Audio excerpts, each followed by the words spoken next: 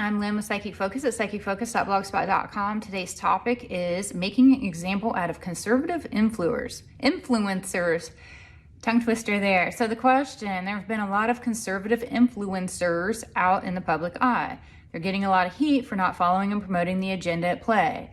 They've also had situations where they are deplatformed, how their personal lives impacted, like blocked bank accounts, and when will this end, and why are the powers that were so intently doing this? And just as I get started here, I intentionally didn't list the names in question because I don't want tagged in this post. So you start listing off too many conservative people and then all of a sudden you get pinged yourself. So I just want to disclose that there were a few names mentioned. One is a congresswoman, so forth, that is very strong conservative values, and she's under the radar as an example of this. So I will leave you with that, and you can do a little bit of your own research and determine, who these people are. Or if you want to send me an email, I'm happy to email you back. Anyway, just looking at this question, we're in the midst of a huge social experiment, and there's a lot of agendas at play here. This beer bug set the stage for multiple things to be tested. They wanted to know, how compliant are people going to be? What's needed? Do they use fear, social justice signaling, emotional tugging, threat of job loss, inconvenience? What tactic is going to work here for people to be compliant? What's the line in the sand where people get pushed to revolt? And can that line be moved if things are implemented slowly, which they've kind of mastered that? We'll do this. We'll put this in play. People start getting accustomed to it. They get used to it. They get submissive to it. So then they put out the next thing that they want to test. So this is huge social experimentation going on here. And so much of what I see, how it relates to this submissiveness or how submissive people are going to be. The U.S. was historically a strong country that other countries looked to as a metric. Other countries may not like how the U.S. interfered in their foreign policy, but as a country and an economy, it in itself was strong. The Constitution protected rights, and many other countries, they did not have that. So they looked to us to see how is the U.S. going to handle things here. And powers that were know that if they're going to have world domination, which is the goal that they can all agree to, the U.S. has to fall. Rights have to slowly be taken away or coerced to freely give them up, and the culture is going to have to change. They have to convert the mentality of people that, they would work hard, they would have grit, they were strong. Now they want to portray this victimhood mentality, and they're succeeding with all the money that's being printed and distributed. The economy is in turmoil, and the beer bug created a scenario where people depend on that money to survive because the middle class is under attack. But notice Walmart and Amazon, they're thriving. So that's what happens. You dismantle the middle class. You have people that are the lower class that need the help legit because you've ruined the middle class.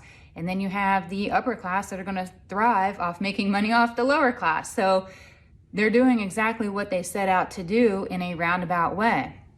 And yet these conservative influencers, they see this happening, and they're trying to preserve the middle class and get the country back to a pre-2020 state of being, and they're speaking out against it. The PTW, powers that were still in play back then, but it wasn't as easy to convince a mass population to follow their lead. Yeah, they had their agendas. They're always going to have their agenda out there.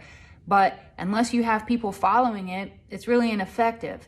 And pre-2020, it was not the magnitude of what it is today. And I think we can all agree to that. Now that they're on this fast track to make up for lost time because Trump, it really delayed them, which was infuriating, and why they tried everything in their power to get him out of office. But now that they have done what they've done to create an administration that will comply, they are hitting it hard to make up for all their lost time here. The subsequent agendas are picking winners and losers as far as this gene pool, and I have to watch how I word all this, and this is why some healthy people have implications with the beer bug and the beer bug shot, why some seemingly less fit people have no problems at all.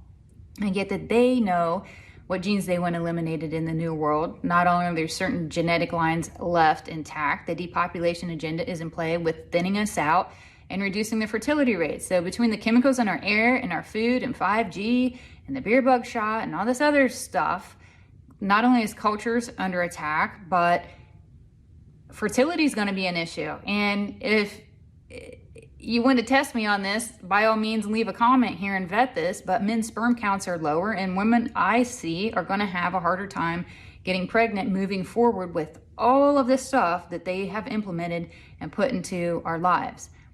And I see men and women dealing with fertility in our future when you go to start a family or want to have children.